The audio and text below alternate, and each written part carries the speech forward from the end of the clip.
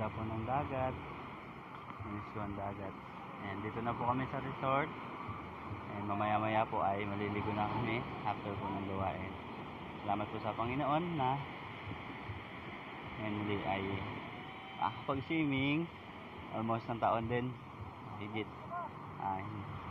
saka naman po ako makakapag-swimming. And to God be the glory.